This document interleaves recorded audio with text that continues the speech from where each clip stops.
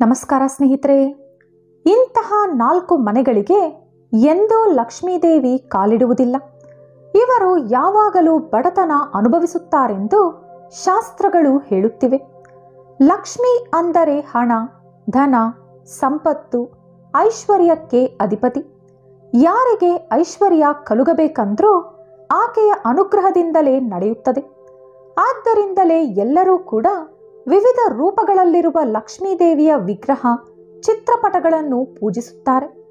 ಲಕ್ಷ್ಮೀದೇವಿ ಸಕಲ ಸಂಪತ್ತಿಗೆ ಆದಿದೇವತೆ. ಆ ತಾಯಿ ಅನುಗ್ರಹ ಇದ್ದರೆ ಸಾಕು, ಎಲ್ಲವೂ ಸಿಗುತ್ತದೆ ಎನ್ನುತ್ತಾರೆ ನಮ್ಮ ಹಿರಿಯರು. ಲಕ್ಷ್ಮೀದೇವಿಯನ್ನು ಚಂಚಲ ಸ್ವಭಾವದವಳು ಎಂದು ಕೂಡ ಕರೆಯುತ್ತಾರೆ. ಅಮ್ಮನವರ ಅಷ್ಟೋತ್ತರದಲ್ಲಿ ಚಂಚಲಾಯೇ ನಮಃ ಎಂಬ ನಾಮ ಕೂಡ ಇದೆ. ಇದಕ್ಕೆ ಕಾರಣ ಏನೆಂದರೆ, ಯಾವ ದೇವರನ್ನು ಉಪಾಸನೆ ಮಾಡುತ್ತೀರೋ ಆ ದೇವರ ತತ್ವ ಉಪಾಸಕನ ಬಳಿ ಬರುತ್ತದೆ. ಅದರ ಅನುಸಾರವಾದ ಲಕ್ಷಣಗಳು ಕಾಣಿಸುತ್ತವೆ. ಶ್ರೀಲಕ್ಷ್ಮಿ ಉಪಾಸನೆ ಮಾಡಿದರೆ ಧನಪ್ರಾಪ್ತಿ ಕಲುಗುತ್ತದೆ. ಈ ಉಪಾಸನೆ ಕಡಿಮೆ ಮಾಡಿದರೆ ಅಹಂಕಾರ ಜಾಗೃತವಾಗಿ ಆ ದೇವಿಯ ತತ್ವ ಉಪಾಸಕನನ್ನು ಬಿಟ್ಟು ಹೊರಟು ಹೋಗುತ್ತದೆ.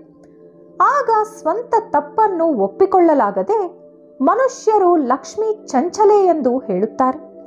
ಆದರೆ ಇಲ್ಲಿ ನೆನಪಿಟ್ಟುಕೊಳ್ಳಬೇಕಾದ ವಿಷಯ ಏನೆಂದರೆ, ನಿಜಕ್ಕೆ ಲಕ್ಷ್ಮಿ ಚಂಚಲೆ ಆಗಿದ್ದಲ್ಲಿ ಆಕೆ ಎಂದೋ ಶ್ರೀ ಮಹಾವಿಷ್ಣು ಚರಣಗಳನ್ನು ಬಿಟ್ಟು ಬಿಡಬೇಕಿತ್ತು. ಹಾಗಾಗಿ ಲಕ್ಷ್ಮೀದೇವಿ ಚಂಚಲೆ ಅಲ್ಲ. ನಮ್ಮ ಭಕ್ತಿ ಚಂಚಲವಾದದ್ದು ಎಂದು ಎಲ್ಲರೂ ತಿಳಿದುಕೊಳ್ಳಬೇಕು. ಈ ದಿನಗಳಲ್ಲಿ ದುಡ್ಡಿಲ್ಲದಿದ್ದರೆ ಯಾವ ಕೆಲಸವೂ ನಡೆಯುವುದಿಲ್ಲ. ಕೆಲವರ ಹತ್ತಿರ ವಿಪರೀತವಾದ ಹಣ ಇರುತ್ತೆ, ಕೆಲವರ ಹತ್ತಿರ ದುಡ್ಡು ನಿಲ್ಲುವುದೇ ಇಲ್ಲ. ಇದಕ್ಕೆ ಕಾರಣ ಏನಿರಬಹುದು ಎಂಬ ವಿಷಯ ನೀವೆಂದಾದರೂ ಯೋಚಿಸಿದ್ದೀರಾ? ಯಾರ ಮೇಲೆ ಲಕ್ಷ್ಮಿ ಕಟಾಕ್ಷ ಇರುತ್ತದೋ ಅವರ ಹತ್ತಿರ ಮಾತ್ರವೇ ದುಡ್ಡು ಉಳಿಯುತ್ತದೆ. ಹಾಗಾದರೆ ಲಕ್ಷ್ಮೀದೇವಿ ಅನುಗ್ರಹ ಪಡೆಯಬೇಕಂದ್ರೆ ಏನು ಮಾಡಬೇಕು ಎಂದು ಈಗ ತಿಳಿದುಕೊಳ್ಳಿ. ಆದರೆ ಅದಕ್ಕೂ ಮುಂಚೆ ನೀವಿನ್ನೂ ನಮ್ಮ ಚಾನೆಲನ್ನು ಸಬ್ಸ್ಕ್ರೈಬ್ ಮಾಡಿಕೊಂಡಿಲ್ಲ ಅಂದರೆ ಖಂಡಿತ ಈಗಲೇ ಸಬ್ಸ್ಕ್ರೈಬ್ ಮಾಡ್ಕೊಳ್ಳಿ. ಹಾಗೆ ಹೊಸ ವಿಡಿಯೋ ನೋಟಿಫಿಕೇಶನ್ಸ್ಗಾಗಿ ಪಕ್ಕದಲ್ಲಿರೋ ಬೆಲ್ ಐಕಾನ್ ಕ್ಲಿಕ್ ಮಾಡ್ಕೊಳ್ಳೋದನ್ನು ಮಾತ್ರ ಮರಿಬೇಡಿ. ಲಕ್ಷ್ಮೀದೇವಿ ಕಟಾಕ್ಷ ಅಥವಾ ಅನುಗ್ರಹ ಪಡೆಯೋದು ಹೇಗೆ ಎಂಬುದರ ಬಗ್ಗೆ ಹಲವಾರು ಜನ ವಿಧ ವಿಧವಾದ ವಿಷಯಗಳನ್ನು ಹೇಳುತ್ತಾರೆ. ಇದೇ ಮಾಡಬೇಕು, ಅದೇ ಮಾಡಬೇಕು ಎಂದು ಹೇಳುತ್ತಾರೆ. ಆದರೆ ಅವೆಲ್ಲ ಮಾಡುವ ಅವಶ್ಯಕತೆ ಇಲ್ಲ. ಈಗ ನಾನು ಹೇಳುವಂಥ ಕೆಲವು ವಿಷಯಗಳು ಫಾಲೋ ಆದರೆ ಸಾಕು. ಮನೆಯಲ್ಲಿರೋ ಹೆಂಗಸರು ಅಂದರೆ ಅಮ್ಮ, ಹೆಂಡತಿ, ಅಕ್ಕ, ತಂಗಿ, ಮಗಳು, ಅತ್ತೆ, ನಾದಿನಿ, ಇವರೇ ತಾನೇ ಮನೆಯ ಹೆಂಗಸರು. ಮನೆಯನ್ನು ಹುಷಾರಾಗಿ ಕಾಪಾಡೋರು, ಅನಗತ್ಯ ಖರ್ಚುಗಳನ್ನು ಕಡಿಮೆ ಮಾಡಿ ರೂಪಾಯಿ ರೂಪಾಯಿ ದುಡ್ಡನ್ನು ಕೂಡಿಡೋರು. ಇವರ ಕಾರಣದಿಂದಲೇ ಮನೆ ಯಾವಾಗಲೂ ಸುಖ ಸಂತೋಷವಾಗಿರುತ್ತೆ. ಆದ್ದರಿಂದಲೇ ಹೆಣ್ಣು ಮಕ್ಕಳನ್ನು ಲಕ್ಷ್ಮೀದೇವಿಗೆ ಹೋಲಿಸುತ್ತಾರೆ. ಆದರೆ ಎಲ್ಲ ಹೆಂಗಸರು ಒಂದೇ ರೀತಿ ಇರುವುದಿಲ್ಲ. ಕೆಲ ಹೆಂಗಸರು ದುಡ್ಡನ್ನು ಇಷ್ಟ ಬಂದಂತೆ ಖರ್ಚು ಮಾಡುತ್ತಾ, ಅವರಿವರ ಬಗ್ಗೆ ಅಗತ್ಯವಿಲ್ಲದಿದ್ದರೂ ಮಾತನಾಡುತ್ತಾ, ಚಾಡಿ ಹೇಳುತ್ತಾ ಕಾಲ ತಳ್ಳುತ್ತಿರುತ್ತಾರೆ. ಅಂಥವರ ಹತ್ತಿರ ಲಕ್ಷ್ಮೀದೇವಿ ಅಪ್ಪಿತಪ್ಪಿ ಕೂಡ ಬರುವುದಿಲ್ಲ.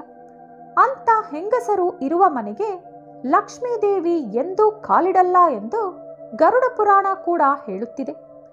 ಇನ್ನು ಎರಡನೇ ವಿಷಯ, ಯಾವ ಹೆಣ್ಣು ಪೊರಕೆಯನ್ನು ಕಾಲಿನಿಂದ ತುಳಿತಾಳೋ ಅಂತ ಹೆಣ್ಣಿರುವ ಮನೆಗೆ ಲಕ್ಷ್ಮೀದೇವಿ ಎಂದೂ ಬರುವುದಿಲ್ಲ. ಪೊರಕೆ ಶನಿದೇವರ ಆಯುಧ. ಅಂತಹ ಪೊರಕೆಯನ್ನು ಕಾಲಿನಿಂದ ತುಳಿದರು ಅಥವಾ ತಳ್ಳಿದರೂ ಲಕ್ಷ್ಮೀದೇವಿ ಅಲ್ಲವಲ್ಲ, ದರಿದ್ರ ದೇವತೆ ಮನೆಯೊಳಗೆ ಬರುತ್ತಾಳೆ. ನಮ್ಮ ಶಾಸ್ತ್ರಗಳಲ್ಲಿ ಪ್ರತಿ ವಸ್ತುವಿಗೂ ಒಂದು ಪ್ರತ್ಯೇಕವಾದ ಸ್ಥಾನ ಕೊಡಲಾಗಿದೆ. ಪೊರಕೆಗೂ ಕೂಡ ಪ್ರತ್ಯೇಕವಾದ ಸ್ಥಾನ ಇದೆ. ಆದ್ದರಿಂದಲೇ ಪೊರಕೆಗೆ ಕೊಡಬೇಕಾದ ಗೌರವ ಅದಕ್ಕೆ ಕೊಡಬೇಕು. ಇಲ್ಲದಿದ್ದರೆ ನೀವೇ ಕಾಡಿಬೇಡಿ ಕಷ್ಟಗಳನ್ನು ತಂದುಕೊಂಡಂತಾಗುತ್ತದೆ. ಹಾಗಾಗಿ ಪೊರಕೆಗೆ ಗೌರವ ಕೊಡಲೇಬೇಕು ಎಂಬುದನ್ನು ಮರೆಯಬೇಡಿ.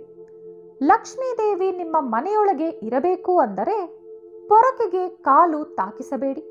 ಇನ್ನು ಮೂರನೇ ವಿಷಯ, ಯಾರ ಮನೆಯಲ್ಲಿ ಶುಚಿ ಶುಭ್ರತೆ ಪಾಟಿಸುವುದಿಲ್ಲವೋ ಅವರ ಮನೆಗೆ ಎಂದೂ ಲಕ್ಷ್ಮೀದೇವಿ ಕಾಲಿಡಲ್ಲ ಎಂದು ಪುರಾಣಗಳು ಹಿರಿಯರು ಹೇಳುತ್ತಲೇ ಇರುತ್ತಾರೆ. ಆಗಿಂದಾಗ ಮನೆ ಕ್ಲೀನ್ ಮಾಡಿಕೊಳ್ಳುತ್ತಾ ನೀಟಾಗಿ ಇಟ್ಕೋಬೇಕು. ಆ ರೀತಿ ಯಾರು ಮನೆಯನ್ನು ಇಟ್ಟುಕೊಂಡಿರುತ್ತಾರೋ ಅವರ ಮನೆಯಲ್ಲೇ ಲಕ್ಷ್ಮೀದೇವಿ ಸದಾಕಾಲ ನೆಲೆಸಿರುತ್ತಾಳೆ. ಇನ್ನು 4ನೇ ವಿಷಯ, ಸಾಮಾನ್ಯವಾಗಿ ಹೆಂಗಸರು ಕೈಗೆ ಹಾಕಿಕೊಂಡಿರುವ ಬಳೆ ಒಡೆದು ಹೋದಾಗ ಅದನ್ನು ಕಸದ ಬುಟ್ಟಿಗೆ ಹಾಕುತ್ತಾರೆ. ಆದರೆ ಆ ರೀತಿ ಕಸದ ಬುಟ್ಟಿಯೊಳಗೆ ಅಂದರೆ ಡಸ್ಟ್ಬಿನ್ ಒಳಗೆ ಬಳೆಗಳನ್ನು ಹಾಕಿದರೆ ನಿತ್ಯ ಬಡತನ ಅನುಭವಿಸುತ್ತೀರಿ.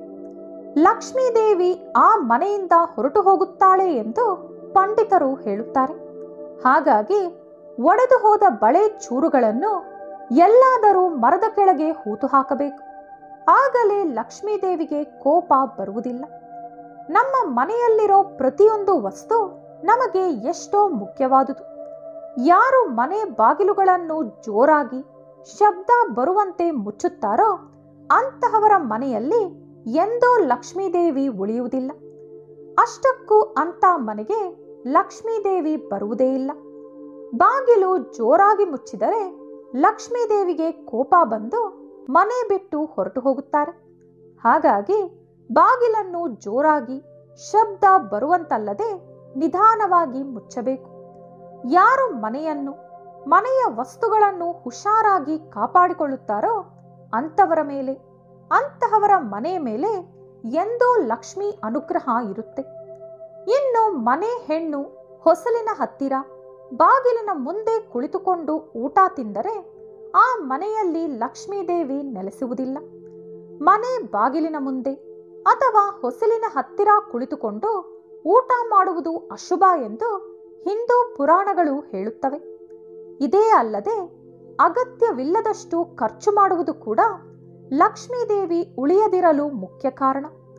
ಇನ್ನು ಲಕ್ಷ್ಮೀದೇವಿ ನಿಮ್ಮ ಮನೆಗೆ ಬಂದು ನಿಮ್ಮ ಮನೆಯಲ್ಲೇ ಉಳಿಯಬೇಕು ಅಂದರೆ ವಾರದಲ್ಲಿ 1 ಬಾರಿ ಕಲ್ಲುಪ್ಪನ್ನು ನೀರಿನೊಳಗೆ ಬೆರೆಸಿ ಅದರಿಂದ ಮನೆ ಪೂರ್ತಿ ಒರೆಸಿಕೊಳ್ಳಬೇಕು. ಆ ರೀತಿ ಮಾಡಿದರೆ ಲಕ್ಷ್ಮಿ ಕಟಾಕ್ಷ ಕಲುಗುತ್ತದೆ ಎಂದು ಪುರಾಣಗಳು ಹೇಳುತ್ತಿವೆ.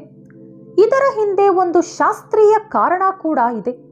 ಅದೇನೆಂದರೆ ಉಪ್ಪು ನೀರಿನಿಂದ ಮನೆ ಒರೆಸುವುದರಿಂದ ಮನೆ ಒಳಗಿರುವಂಥ ಮೈಕ್ರೋ ಬ್ಯಾಕ್ಟೀರಿಯಾ ಹೋಗಿ ಮನೆಯಲ್ಲಿ ಇರುವವರಿಗೆ ಎಂತಹ ರೋಗಗಳು ಬರದೆ ಪೂರ್ಣ ಆರೋಗ್ಯವಂತರಾಗಿರುತ್ತಾರೆ. ಆರೋಗ್ಯ ಕೂಡ ಒಂದು ರೀತಿಯಲ್ಲಿ ಐಶ್ವರ್ಯನೇ ತಾನೆ. ಆರೋಗ್ಯ ಇದ್ದರೆ ಲಕ್ಷ್ಮೀ ಕಟಾಕ್ಷ ನಮ್ಮ ಮೇಲೆ ಇದ್ದಂತೆ ಲೆಕ್ಕ. ಈ ರೀತಿ ಕೆಲ ಕೆಲಸಗಳನ್ನು ಮಾಡಿದರೆ ಲಕ್ಷ್ಮೀದೇವಿ ಮನೆಗೆ ಬರುತ್ತಾಳೆ. ಈ ಕೆಲಸಗಳಿಗೆ ಭಿನ್ನವಾದ ಕೆಲಸಗಳನ್ನು ಮಾಡಿದರೆ ದರಿದ್ರ ದೇವತೆ ಮನೆಗೆ ಬರುತ್ತಾಳೆ. ಹಾಲಿನ ಸಮುದ್ರದಿಂದ ಲಕ್ಷ್ಮೀದೇವಿ ಉದ್ಭವಿಸಿದಾಗ ದೇವೇಂದ್ರನಿಗೆ ಆಕೆ ಎಂತಹ ಕಡೆ ನೆಲೆಸುತ್ತಾಳೆ ಎಂಬ ವಿಷಯವನ್ನು ಸ್ಪಷ್ಟವಾಗಿ ವಿವರಿಸಿದ್ದಾರೆ. ಧರ್ಮ ಕರ್ಮಗಳನ್ನು ನಿರ್ಲಕ್ಷ್ಯ ಮಾಡಿ ನೀತಿ ನಿಯಮಗಳನ್ನು ಅತಿಕ್ರಮಿಸಿ ಕಾಮದಿಂದ ತುಂಬಿರುವ ವ್ಯಕ್ತಿಗಳು ಇರುವ ಕಡೆ ಲಕ್ಷ್ಮಿ ಇರುವುದಿಲ್ಲ. ಯಾವ ವ್ಯಕ್ತಿ ಅಥವಾ ಕುಟುಂಬ ಅಹಂಕಾರ ಅಜ್ಞಾನದಿಂದ ವ್ಯವಹರಿಸಿ ಮನಸ್ಸಾಕ್ಷಿಗೆ ವಿರುದ್ಧವಾಗಿ ನಡೆದುಕೊಳ್ಳುತ್ತಾರೋ ಅಂತವರ ಆಸುಪಾಸಿಗೂ ಲಕ್ಷ್ಮಿ ಬರುವುದಿಲ್ಲ. ಅತಿಯಾಸೆ ಇರುವವರ ಹತ್ತಿರ ಕೂಡ ಧನಲಕ್ಷ್ಮಿ ನೆಲೆಸುವುದಿಲ್ಲ. ಎಲ್ಲ ಕರ್ಮಗಳಲ್ಲಿ ದುರಾಸೆ ತುಂಬ ಕೆಟ್ಟದ್ದು. ಎಲ್ಲ ಪಾಪಗಳಿಗೂ ದುರಾಸೆಯೇ ಮೂಲ ಎಂದು ಶಾಸ್ತ್ರಗಳಲ್ಲಿ ಹೇಳಿದ್ದಾರೆ. ಹಾಗಾಗಿ ದುರಾಸೆ ಪರರ ಹತ್ತಿರ ಕೂಡ ನಾನು ಇರುವುದಿಲ್ಲ ಎಂದು ಲಕ್ಷ್ಮಿ ಇಂದ್ರನಿಗೆ ಹೇಳಿದ್ದಾರೆ.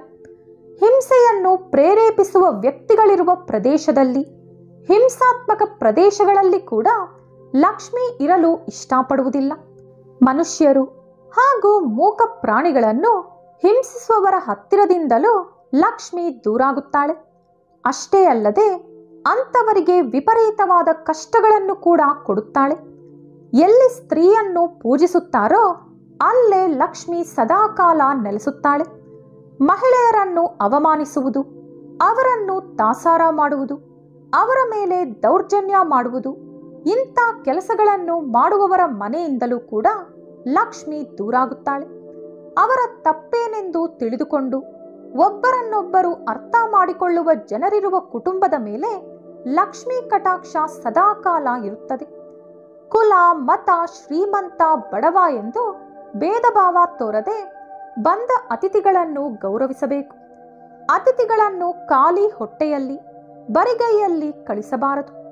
ಅಂಥ ಮನೆ ಪುಣ್ಯ ಕ್ಷೇತ್ರಕ್ಕೆ ಸಮಾನವಾಗುತ್ತದೆ. ಅಂಥ ಮನೆ ಲಕ್ಷ್ಮೀ ನಿವಾಸವಾಗುವುದಲ್ಲದೆ ಆ ಮನೆ ಸುಖ ಶಾಂತಿಯಿಂದ ತುಂಬಿರುತ್ತದೆ.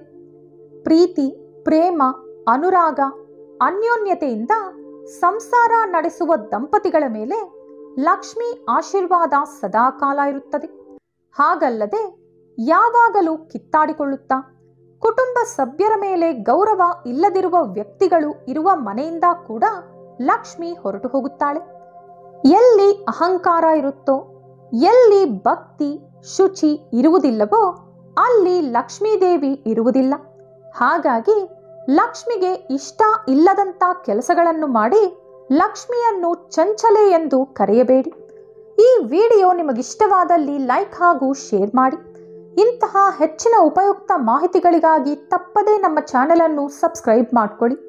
ಮತ್ತೊಂದು ಕುತೂಹಲಕಾರಿ ಮಾಹಿತಿಯೊಂದಿಗೆ ಪುನಃ ಭೇಟಿಯಾಗೋಣ. ಧನ್ಯವಾದಗಳು.